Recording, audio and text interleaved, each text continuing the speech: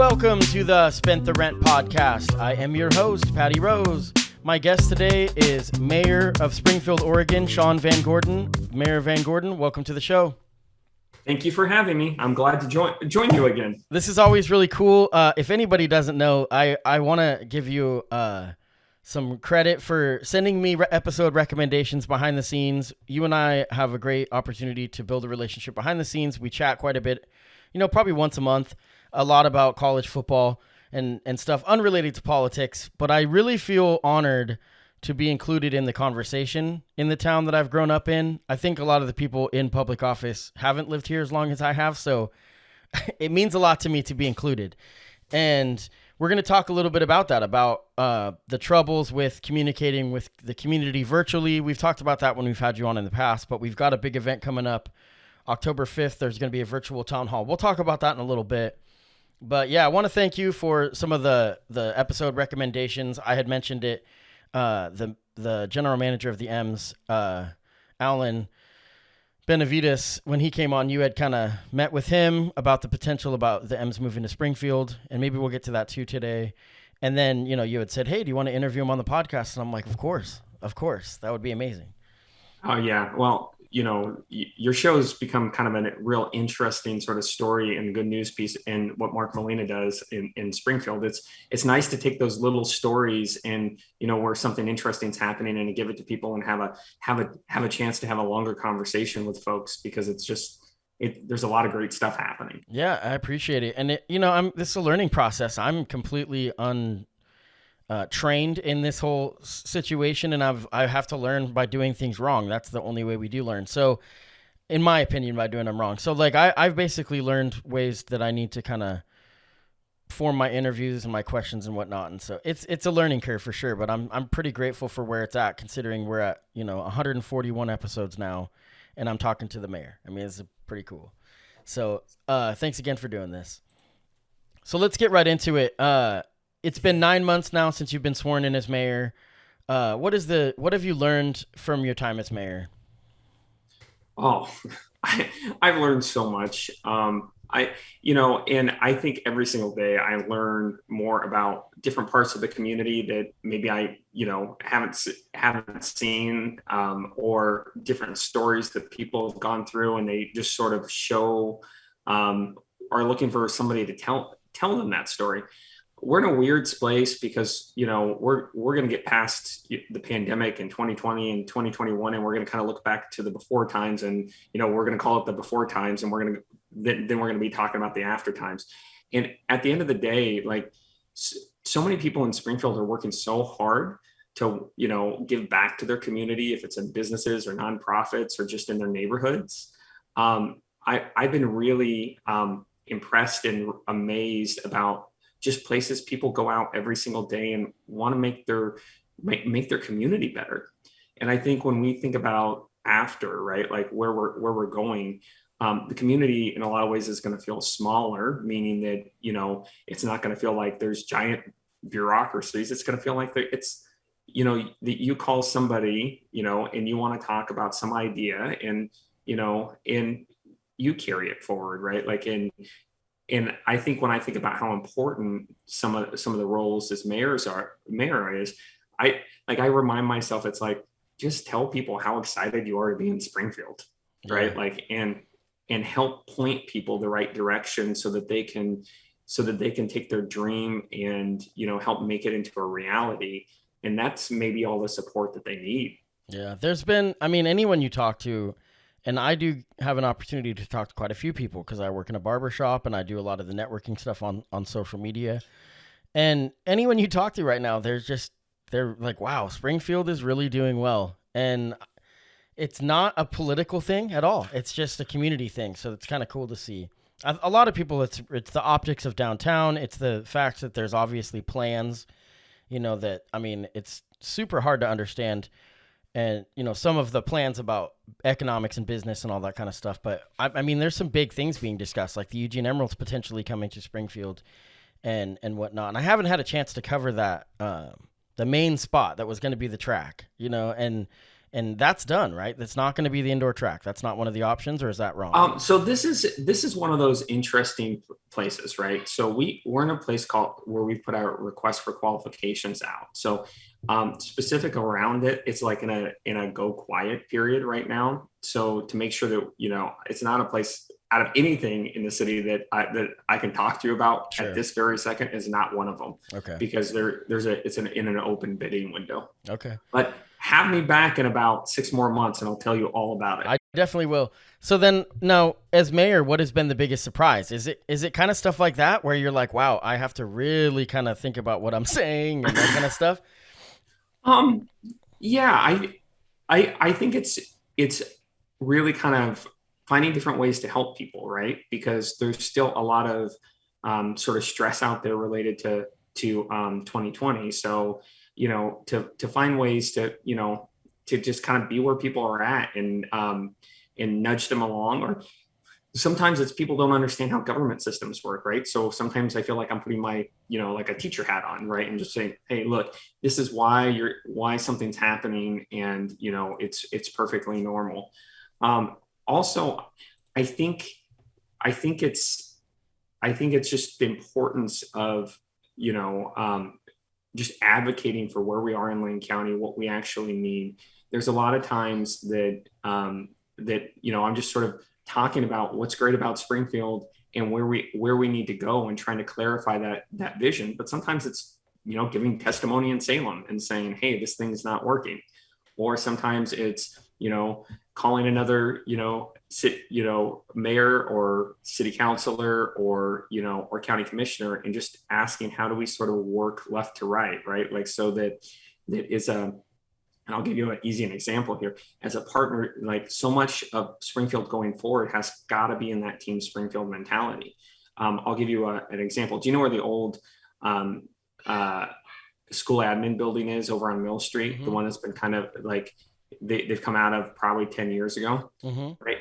So there's a group in town that wants to turn it into a housing development to bring more kids and families to Springfield, right? So, but not one person controls that decision. So the city's got, money that is related to affordable housing that's sitting right there, right? That is, ready to go. There's a community desire to sort of do this. And then we've got to make sure we talk to the school board, because the school board actually owns the building, right?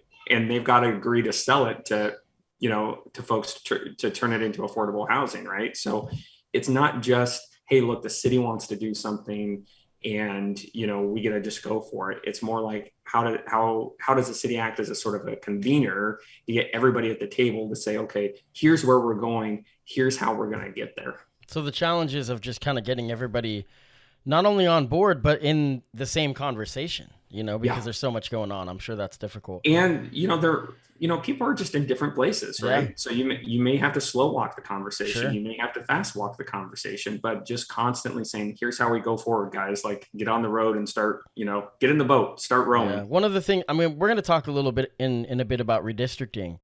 And literally, I'm going to have you kind of give us a civics lesson, but we'll get to that. And it's funny that it's cool that you say that you're like, sometimes I have to kind of break down how this all works.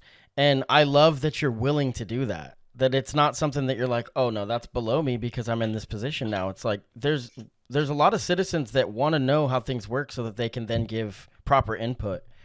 And so that's really cool that you're willing to be accessible like that.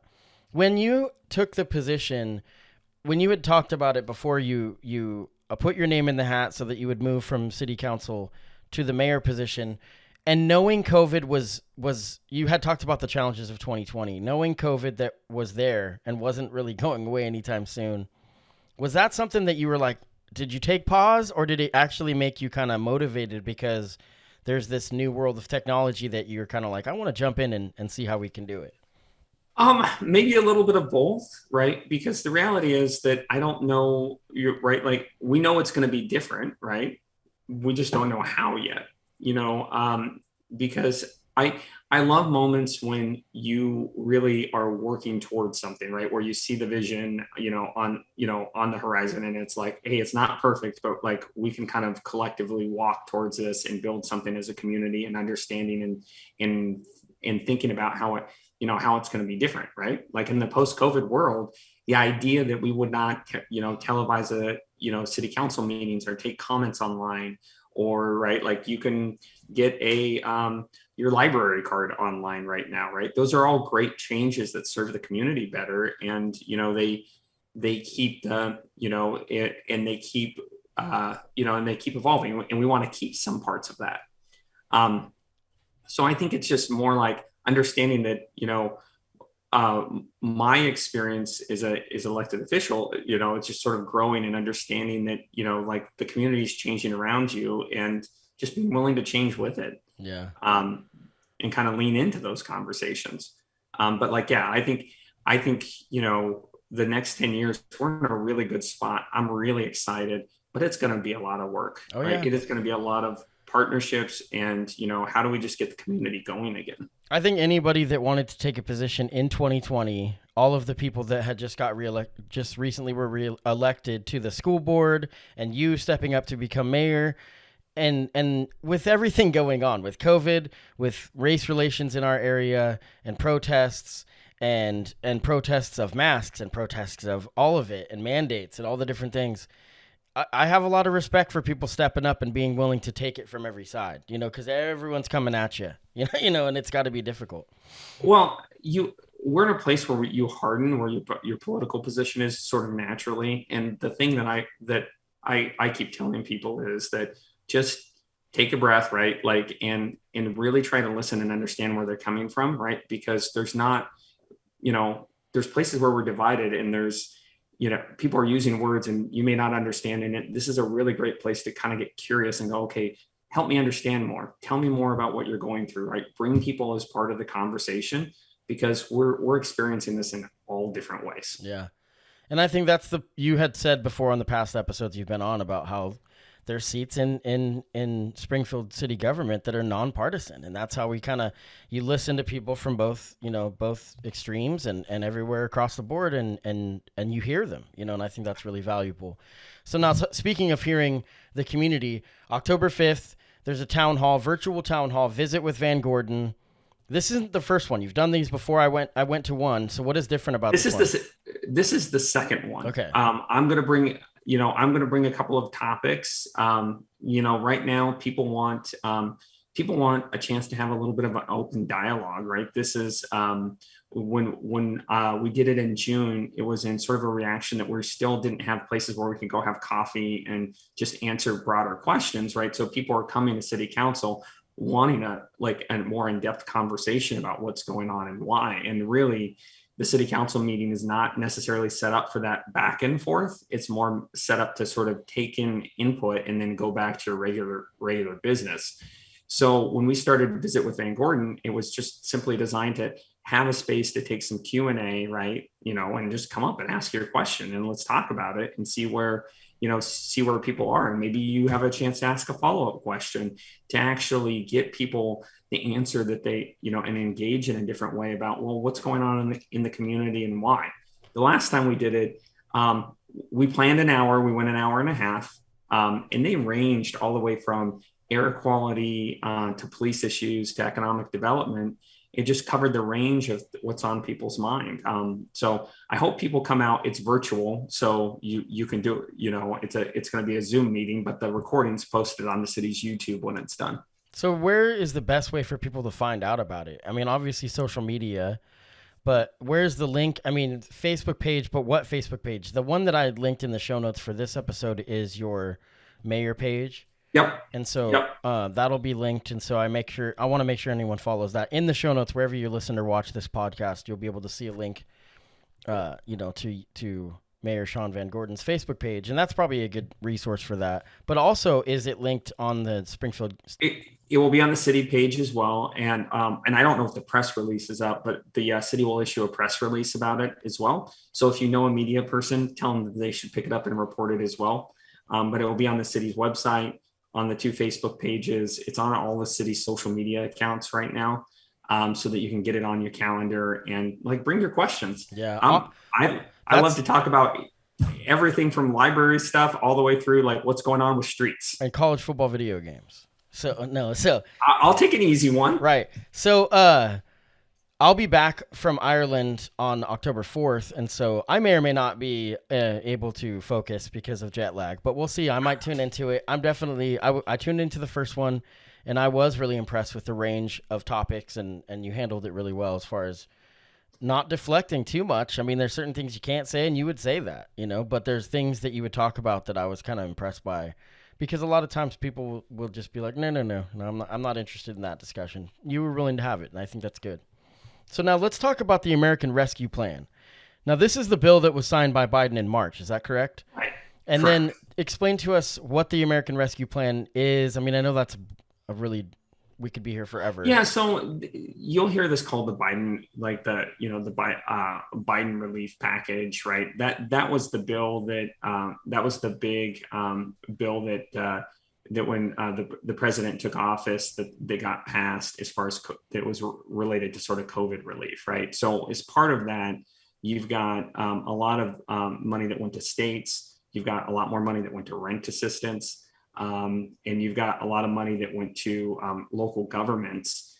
And it's got a specific role about what it, about what you can spend it for, but there is some relief money that is coming to the city of Springfield because of it. We actually just had the first conversation with the council on Monday about it, or this last Monday about it.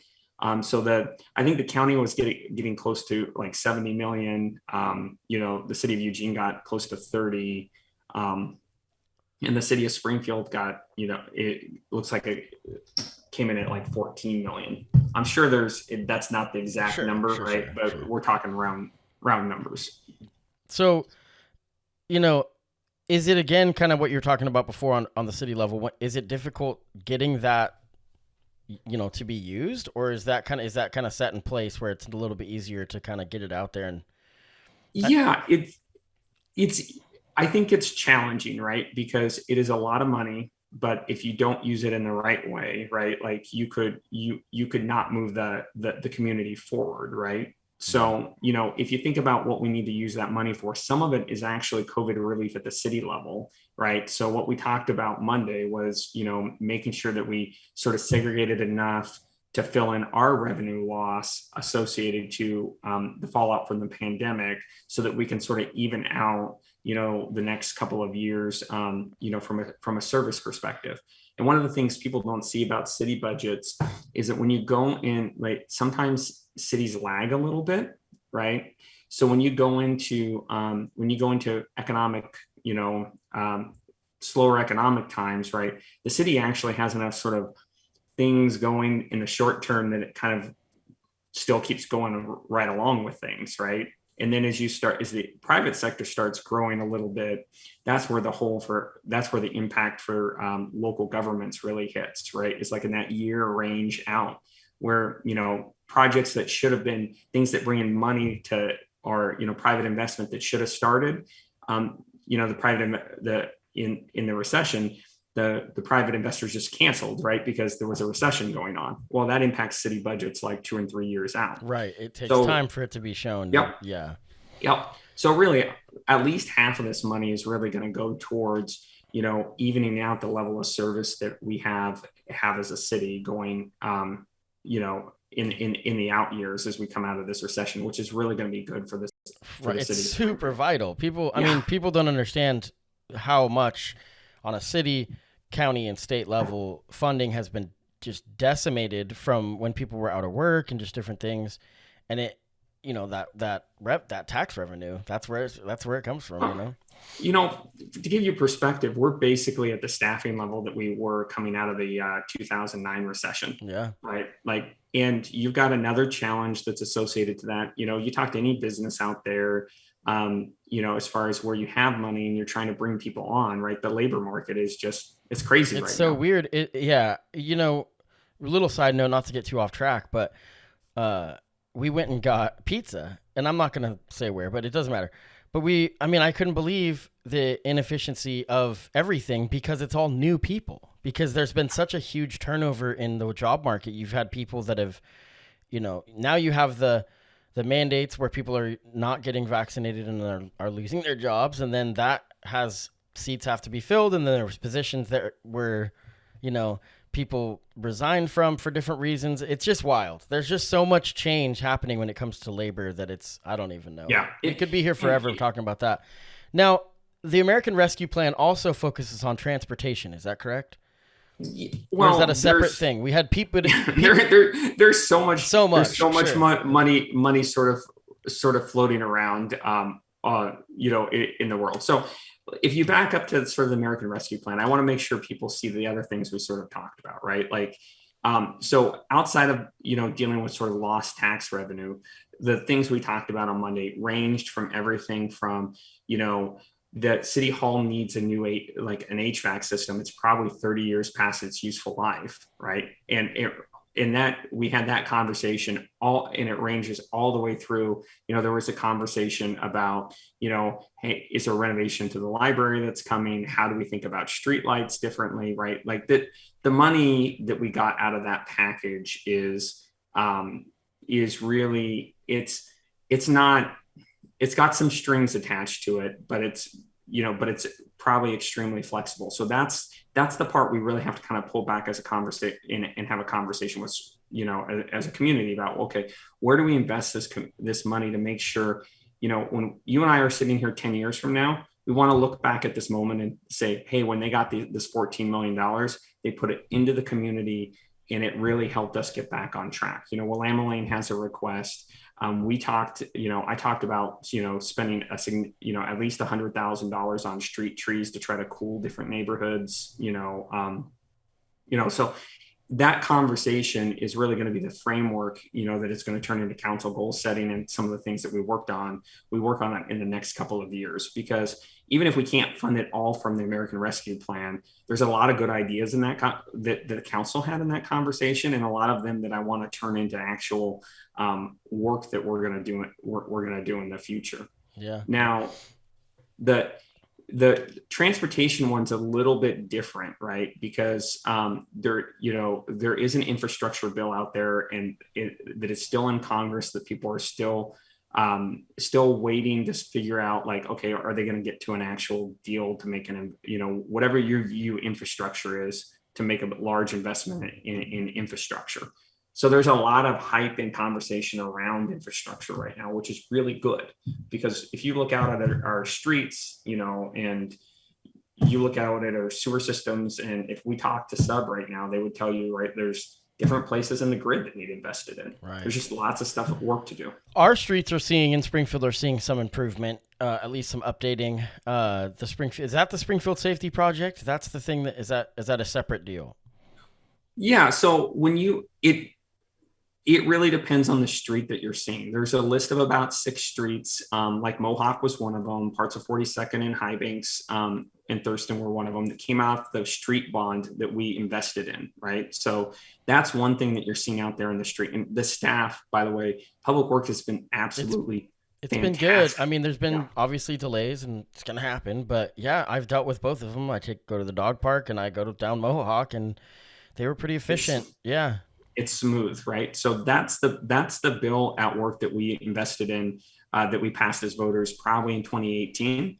And then you've got additional money that we got from the state. So we've got some work happening on residential streets, right? And then, places like Mill Street. Mill Street's a piece that is a street that people raise their hand and go, well, what about Mill Street? Well, Mill Street, there's federal dollars associated to it. They're starting design on that project. It's going to happen. I don't know the date, but something's going to happen there. So you're seeing it as, hey, I'm actually seeing improvement in the street, street and transportation system, and really what's happening is probably 3 to 5 things as far as investments in transportation that are all happening at the same time, sort of behind the scenes. So it's not all one thing, but we've probably put more effort and energy and time in transportation the last three years than we had on any time when I was involved in politics. Yeah.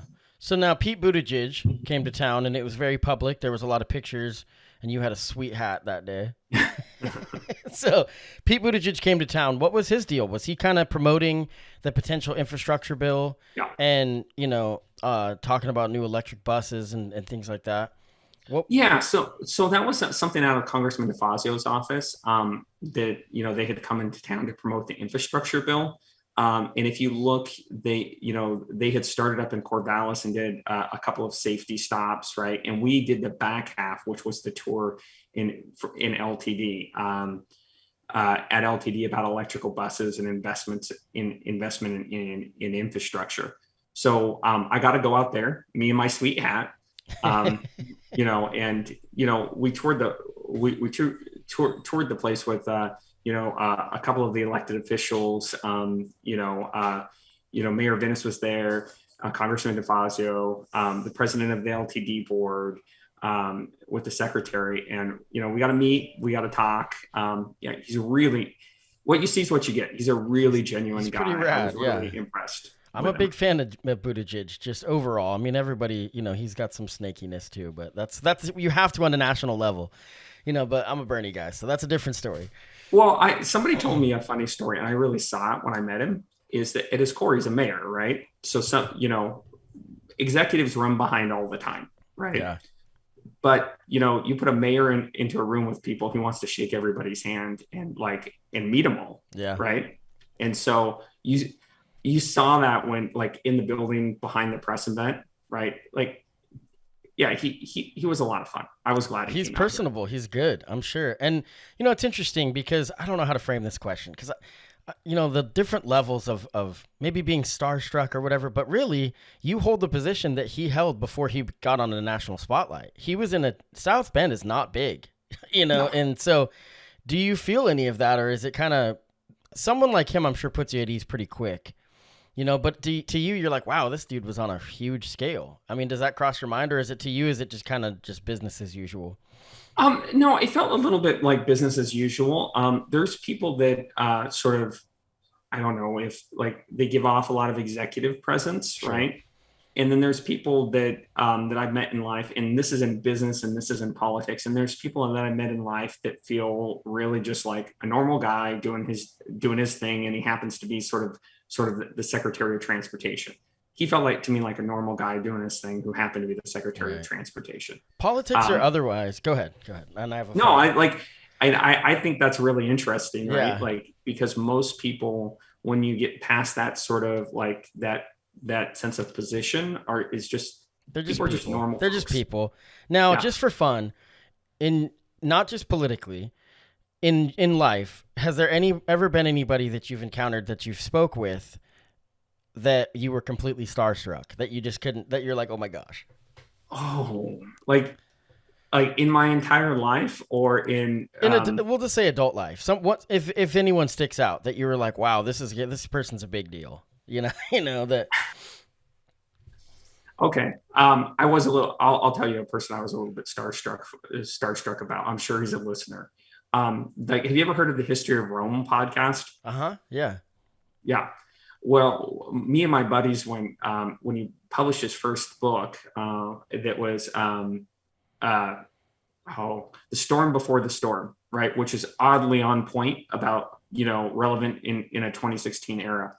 I was a little starstruck when I met him. Yeah. He's just a normal dude, Sure. right? But it was well, if you're a big fan of somebody's work, I've had a couple times. I've had the guitarist for NoFX, which is my favorite punk band, came in to get a haircut. I was working at Precision Cuts in Eugene. It's a defunct company. It's not even open now.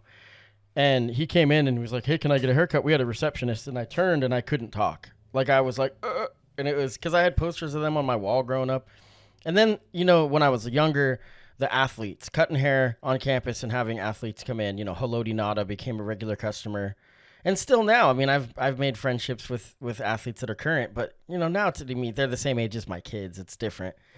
But yeah. It's just always interesting to think of when you see these high profile people, and I'm sure it's kind of neat. But then, like you said, you pull up your sleeves and you get to work when it's the political world.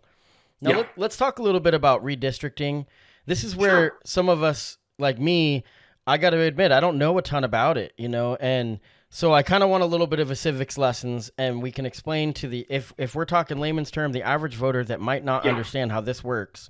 What is redistricting and why is it so important? So I'm going to get all the dates wrong. So don't hold me accountable to the dates but I will tell you the process that we're in. So every 10 years is required by the Constitution. We take a census, right? So they have to go out and count everybody. And the next year, that data gets released, and then and it goes down different layers, right? So then you figure out how many congressional seats you're going to have, and then the states have to go in and redraw where their congressional, legislative, House district seats. I don't know that it's going to impact Eugene. I don't know enough about their government, but city council wards get redrawn. But effectively, what you're doing right now is in the United States, that you've got basically you follow a rule called that's one person, one vote, right? So that means that roughly all the congressional districts need to be some sort of equal size.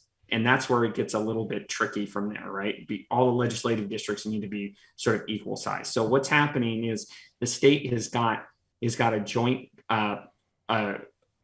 committee between the Senate and the House, and they're trying to pass what the new congressional maps are, what the new House district maps are, and what the new Senate district maps are. And if they don't do that, and it's coming up, I think they're in session next week, and they're going to try to pass that. If they don't do that, then it goes to the Secretary of State, and then the Secretary of State gets to redraw them within the legislative requirements, right? So right now, when it comes to at the part that we're at, we got an extra congressional district, so we went from 5 congressmen to 6, right? So that always gets a little bit challenging, and then and they have to be roughly equal, right? So the 3 basic rules when you draw these lines are they have to be continuous, right? So they have to be one district, they have to be basically equal. The rule's a little bit different on the congressional side than the legislative side, and then they have to sort of protect what they call communities of common interest. So that's where all the push between left and right and sort of center is really around the argument about how are you going to get represented the next 10 years? Because when these maps get drawn, and they have to get drawn no matter what, right?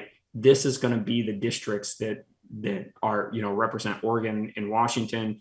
These are going to be, who runs seats in Salem, and, so we're going to be stuck with them. So a community of common interest now, is that, and I could be completely wrong, but is that like political affiliation? Because this can get really murky with gerrymandering, where I don't know about if this is an issue as much in Oregon. I don't believe it is, but I know in some states it gets pretty bad where it's literally the lines are not,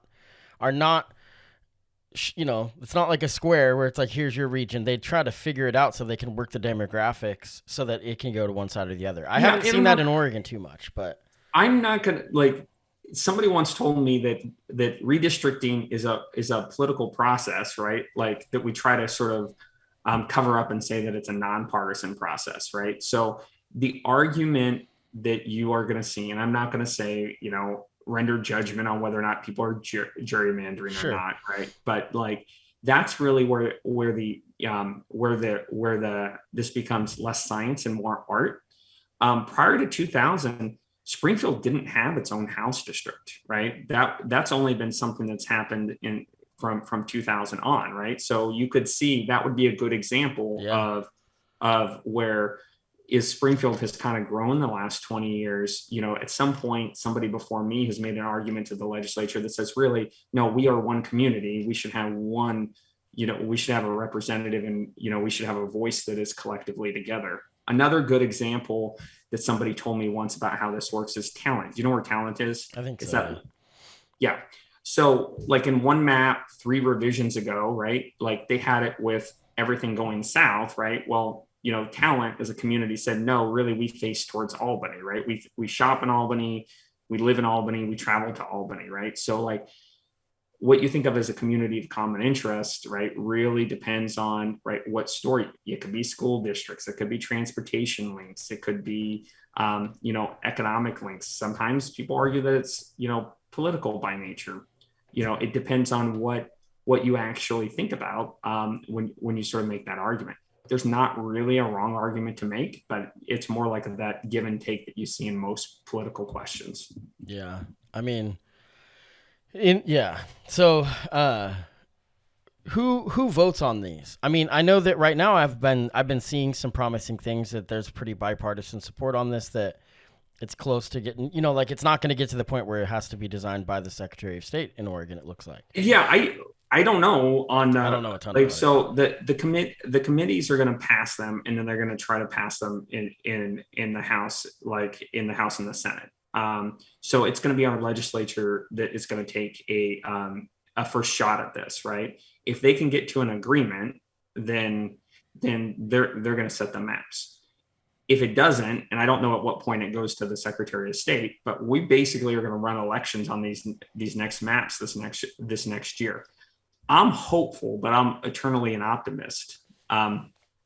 Given I would rather the legislature get to an answer that everybody can agree on than have the Secretary of State draw them. Right. And it's not. I don't know anything about. No, it's not about that.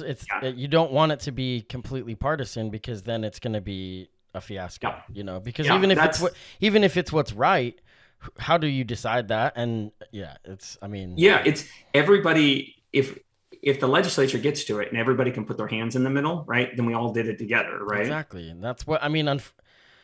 It's what we're lacking in this country as a whole, is when we're like, okay, let's have some compromise. I mean, that's literally so important. We don't have a ton of time, so we got some stuff I want to move on. And hey, if you were listening and you're still in the dark on redistricting, me too. So don't feel too bad.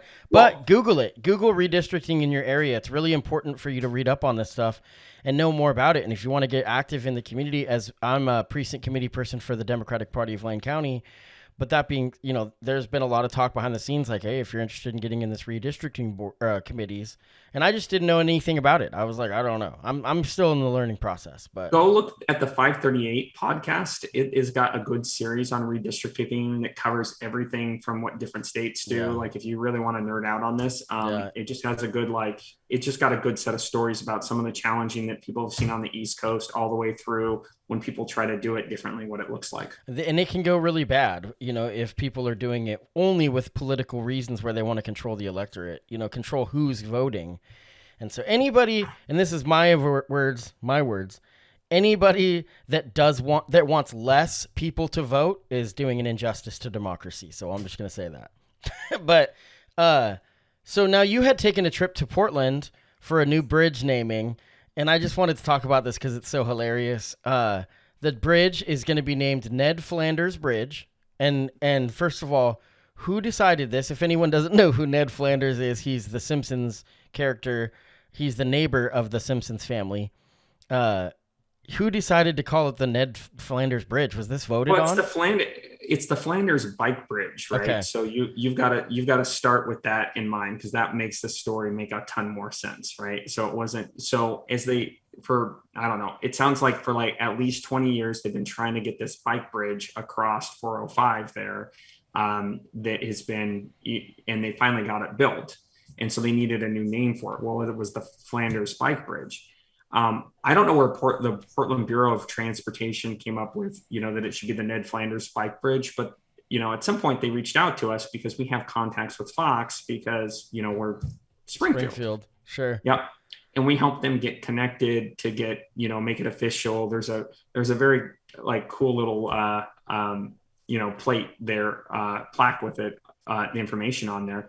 And so as this situation evolves, right, it turns out that, well, why don't we come up, for the big unveiling? So 2 weeks ago, I hop in a car and I drive up there to give, we brought gifts up there from the city of Springfield. And, we met with their Bureau of Transportation. We helped them unveil the Ned Flanders Bike Bridge. What do you bring as a gift for something, like hard-boiled eggs from Moe's? Is that what you bring?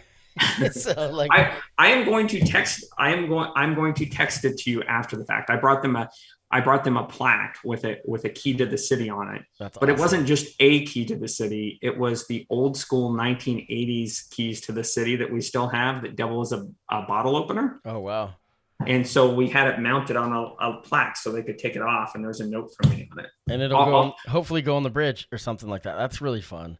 So now, as a lighthearted question, if you had the opportunity to name a bike bridge in Springfield, which Simpsons character would you name it after?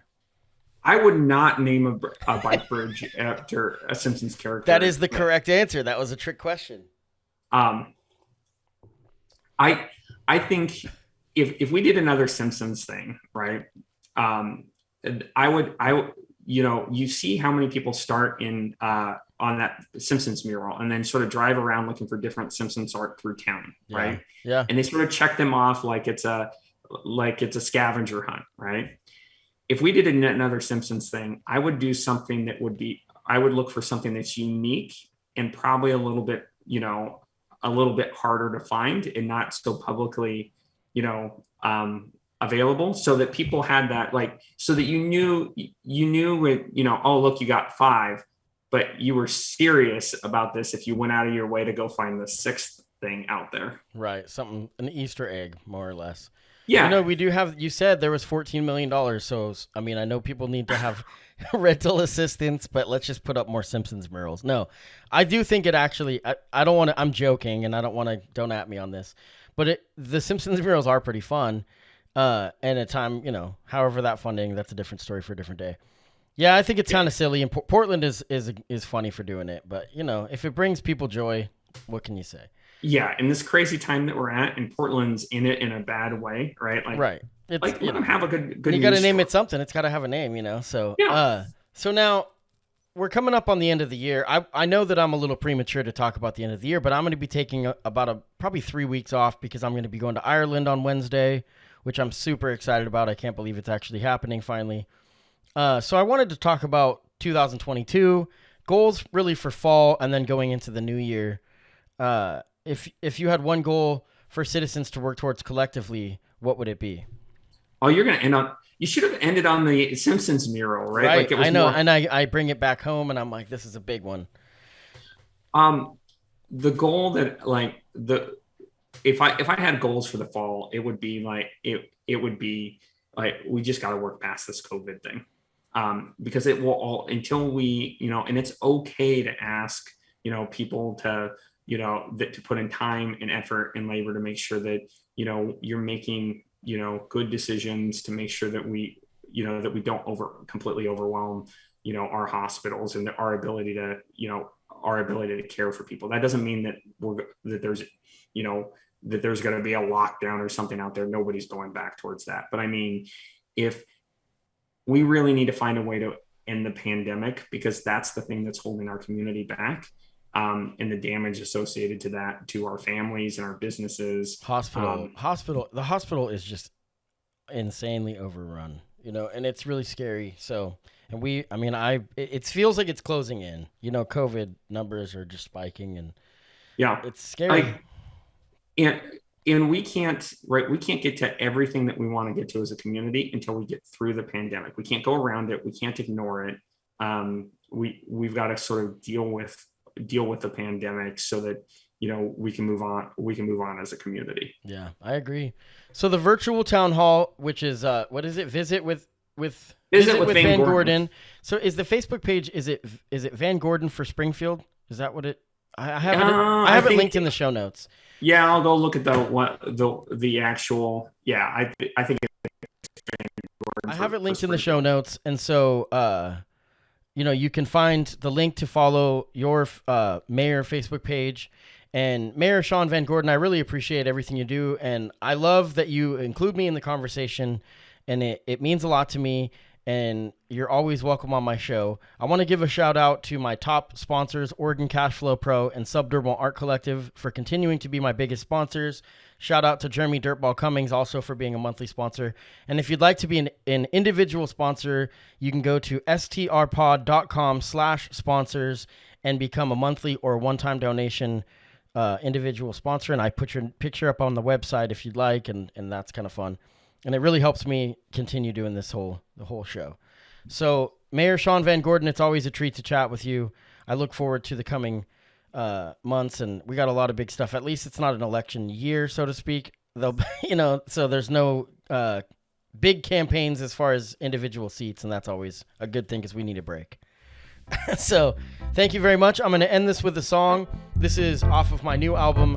This song is to remind us to be ourselves. This song is called Be You, it's me, Patty Rose, featuring Gradient. This is Be You. This one goes out to the socially unique, the misfit, the outcast, the nerd, and the geek. This one goes out to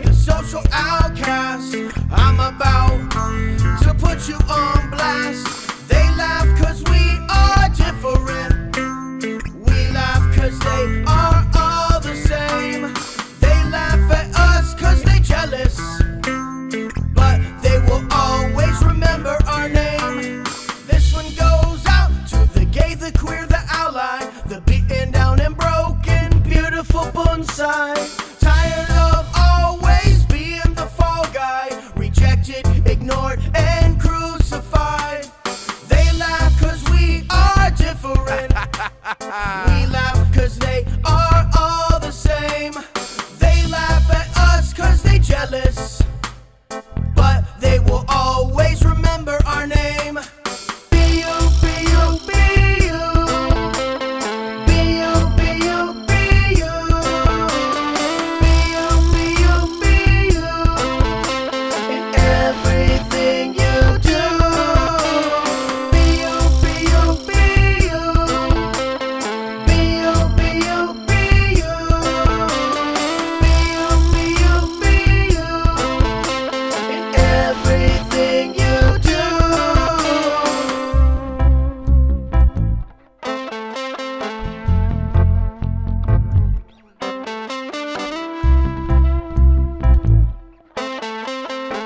What up?